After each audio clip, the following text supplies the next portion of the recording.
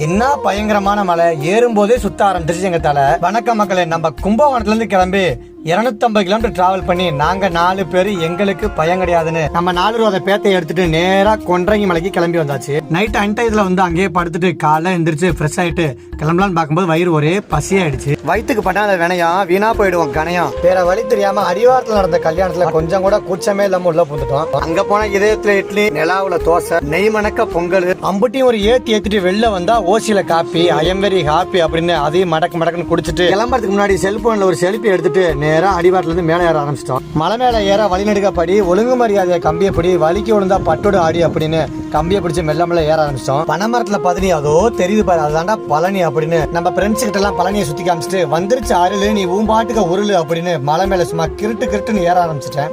இவ்வளவு வேகமா எங்க போற மறந்துட்டு எங்க 3 பேரும் அப்படின்னு என் ஃப்ரெண்ட்ஸுக்கு சத்தம் போடவும் அதோட ஒரு ஓரமா உட்காந்துட்டோம். அடுத்த கொஞ்ச தூரத்திலே அடிச்சுட்டு பாருங்க ஒரு காத்து, ஐயோ கிழிஞ்சு போச்சு எங்க டீத்து. அந்த டெசிபிள நீங்களே கேளுங்க. கண்ணுக்கு தெரியாத காத்த கண்ணை மூடி ரசிச்சுட்டு கொஞ்ச தூரம் கடந்து வந்தோடனே நம்ம தீபக் பிரதர் வந்தாரு. அவர் கூட ஒரு 1/2 மணி நேரம் ஸ்பீச், அது செம்மையா போச்சு. அதை முடிச்சுட்டு அங்க இருந்து கொஞ்ச தூரத்துல கோயிலுக்கு வந்தாச்சு.